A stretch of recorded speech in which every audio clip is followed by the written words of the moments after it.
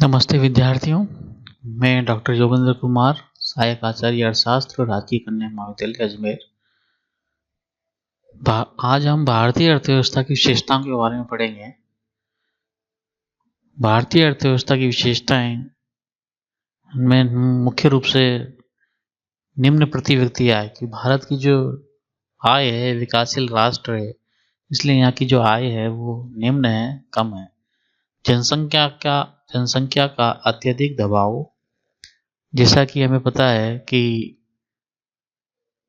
भारत की जनसंख्या चीन से थोड़ी सी ही पीछे है और इस प्रकार बढ़ती हुई जनसंख्या के कारण हम जनसंख्या विस्फोट की समस्या से जूझ रहे हैं। तो कुल मिला के बात यह है कि जनसंख्या का अत्यधिक दबाव बना हुआ है। नेक्स्ट है जनसंख्या की कृषि पर निर्भरता। चूंकि भारत विकासशील राष्ट्र है, यहाँ कृषि कार्य अधिक होता है और जनसंख्या की जो है अधिकता है, उसके कारण जो सीमांत उत्पादन है वो भी शून्य है और उससे कम होता चला जाता है। गरीबी तथा आय के वितरण में असमानता है। गरीबी है और आय के वितरण में असमानता है। पूंजी निर्माण का उच्च स्तर, जो एक सकारात्मक विशेषता है। और नेक्स्ट है लास्ट, नियोजित अर्थव्यवस्था। अब हम इन बिंदुओं को एक एक करके चर्चा करते हैं। निम्न प्रति व्यक्ति आय की बात करें हम तो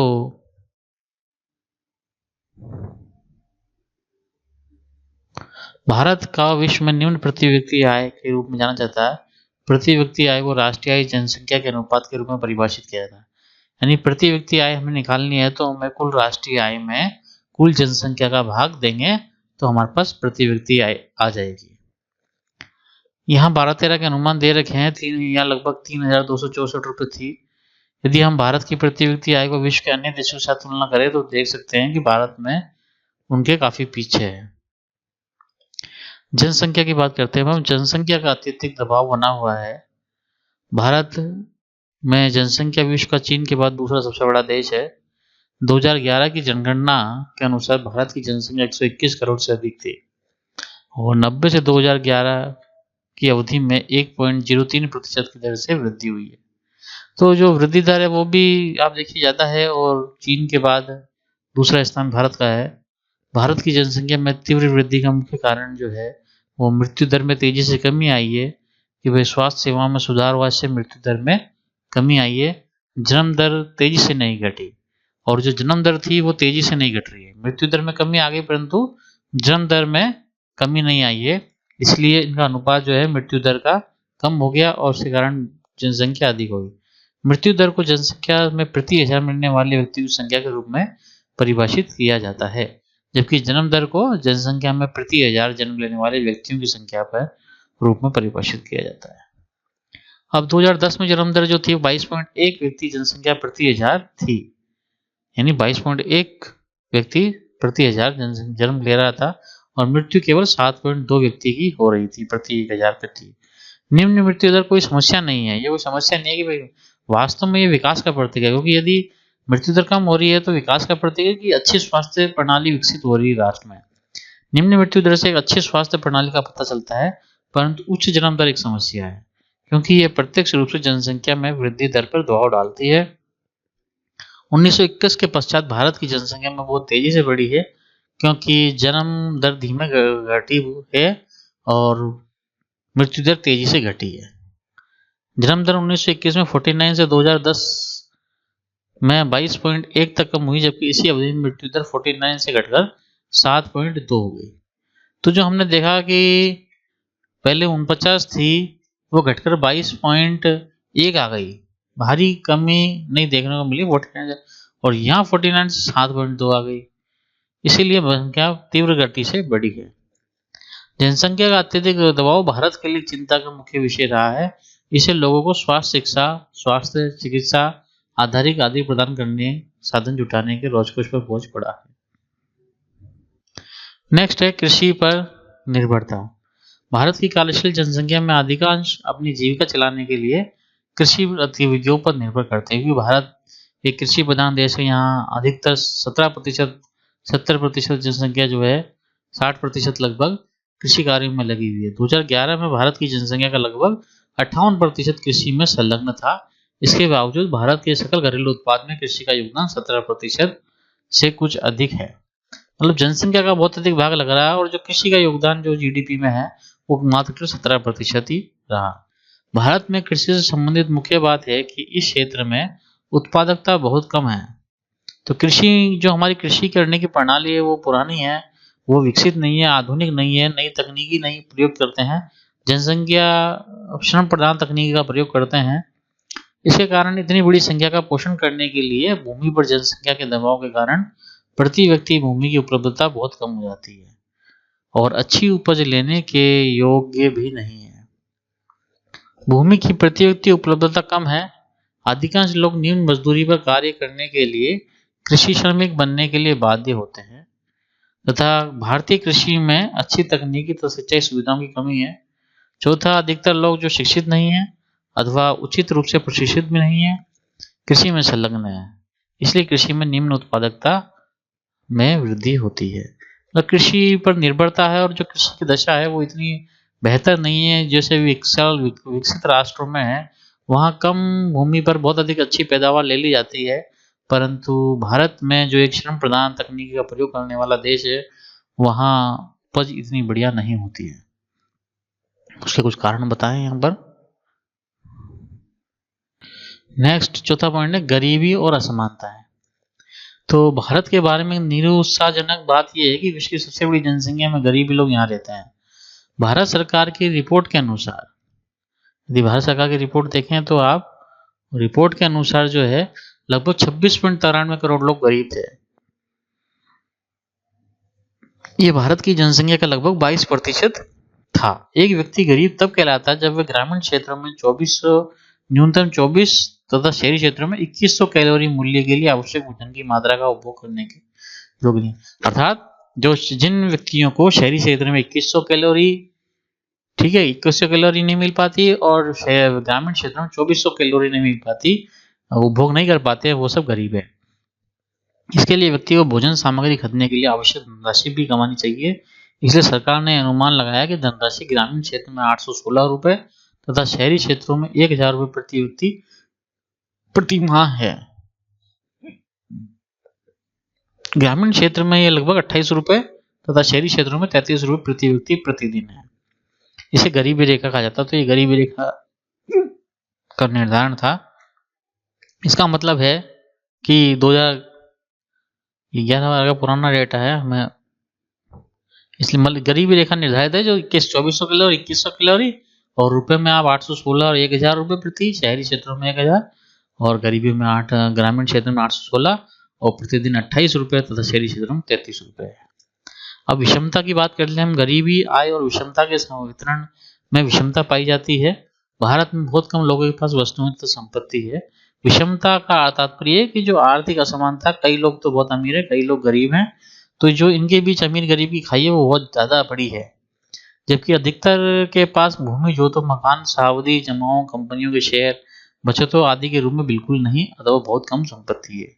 भारत में केवल 5% परिवार नियंत्रण में कुल संपत्ति का लगभग 38%, केवल 5% परिवारों के पास 38%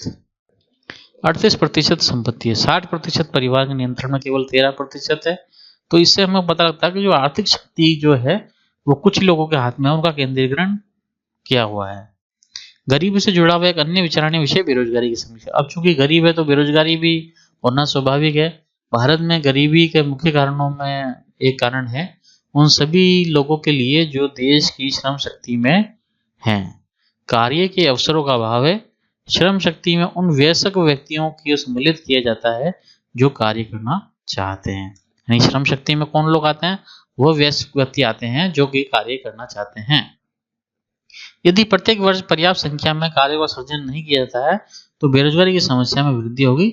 जनसंख्या में वृद्धि, शिक्षित लोगों की संख्या में वृद्धि, औद्योगिक तथा सेवा क्षेत्रों में आवश्यक गति से प्रसार के अभाव में आदि के कारण भारत में प्रत्येक वर्ष में श्रम शक्ति में बड़ी संख्या में लोग जुड़ जाते हैं। तो ये हमारी कुछ बात हुई गरीबी के बारे में। नेक्स्ट यह है पूंजी निर्माण अथवा निवेश की उच्च दर। पूंजी निर्माण के अंतर्गत हमारी जो संपत्ति है, स्टॉक है, ये सब पूंजी निर्माण में आता है, भवन, मशीन आदि। स्वतंत्रता प्राप्ति के समय भारतीय अर्थव्यवस्था की एक प्रमुख समस्या भूमि तथा भवन, मशीनों तथा उपकरण, बचत आदि के रूप में पूंजी स्टॉक में कमी थी। यानी कि जो स्वतंत्रता प्राप्ति के समय था, जो पूंजी के स्टॉक में काफी कमी थी।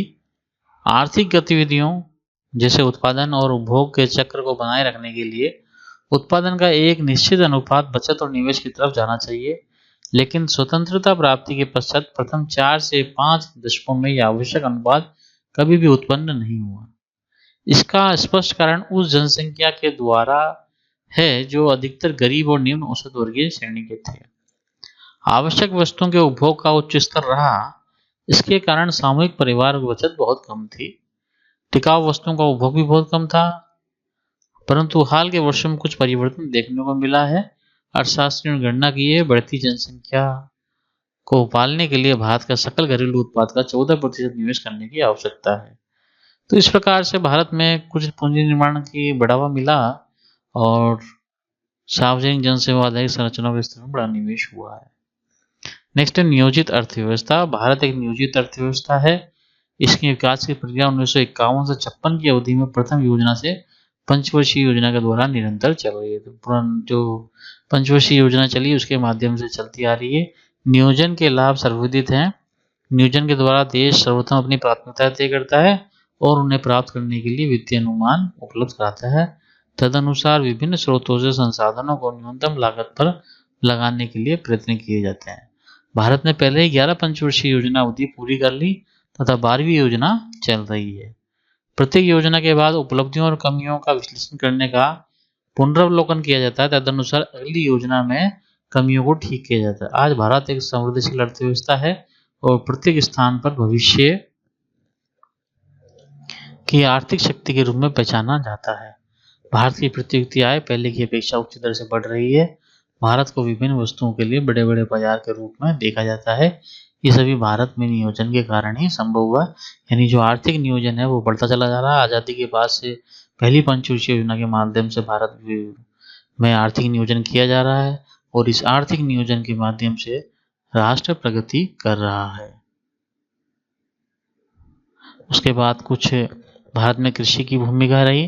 कृषि के बारे में हमने चर्चा कर ली और उसका भी योगदान धीरे धीरे बढ़ता चला जा रहा है। उन्नत कृषि होती चली जा रही है। भारत में उद्योगों का विकास हुआ। उद्योगों के विकास में आप देख सकते हैं जो लिबरलाइजेशन, प्राइवेटाइजेशन, ग्लोबलाइजेशन की नीति अपनाई गई। 1956 की पहली नीति आई थी। उसके बाद में 1991 में जो औद्योगिक नीति है उससे पूरा औद्योगिक क्षेत्र में परिवर्तन आया और उद्योग धंधों को छूट दी गई, प्राइवेटाइजेशन किया गया, निजीकरण को बढ़ावा दिया गया, भूमंडलीकरण को बढ़ावा दिया गया है, जिससे विदेशी व्यापार में वृद्धि हुई है और देश की विदेशी मुद्रा भंडार में बढ़ा है। तो औद्योगिक विकास का मॉडल था उदारीकरण, निजीकरण, वैश्वीकरण का मॉडल कहलाता था, जो कि 1991 में आया था। औद्योगिक विकास में निजी क्षेत्र की भूमिका को प्रोत्साहन लिया। जो कठोर लाइसेंस प्रणाली थी उसको समाप्त किया गया, जिसे उदारीकरण कहते हैं, तथा अंतर्राष्ट्रीय उत्पादकों को घरेलू देश और घरेलू उत्पादकों को विदेशी सीमाओं में स्पर्धा करने के लिए स्वीकृति प्रदान की गई। तो इस प्रकार से ये एलपीजी की नीति को अपनाया गया और इसके कारण देश की अर्थव्यवस्था में विकास हुआ। 1991 में इस नीति को अपनाने के बाद से विकास की स्थिति थी। उसके पश्चात औद्योगिक विकास की प्रक्रिया में धीमी गति की स्थिति रही। 1990 के दशक के आरंभ में क्या हो, आधारिक संरचना निवेश में वृद्धि हुई, उत्पादन कर में कमी हुई, वित्तीय की उपलब्धता आदि के कारण औद्योगिकरण में महत्वपूर्ण विकास हुआ है। परंतु 90 के दशक के अंत में अंतर्राष्ट्रीय कंपनियों को कड़ी स्पर्धा, अपर्याप्त आधारिक संरचना सुविधाओं के कारण विकास की धीमी पड़ गई। तो इसके अलावा वर्तमान में आप देखो तो व्यवसाय सुगमता के जो 10 मानक है उनमें भी भारत ने प्रगति करी है 7 मानकों में। तो इस प्रकार से वर्तमान में व्यापार सुगमता को बढ़ाया चला जा रहा है और राष्ट्र प्रगति कर रहा है। तो इस प्रकार से जो औद्योगिक नीति है भारत की वो विकास की ओर बढ़ रही है। तो ये हमारा आज का बिंदु था, भारतीय अर्थव्यवस्था की कुछ विशेषताएं हैं। धन्यवाद।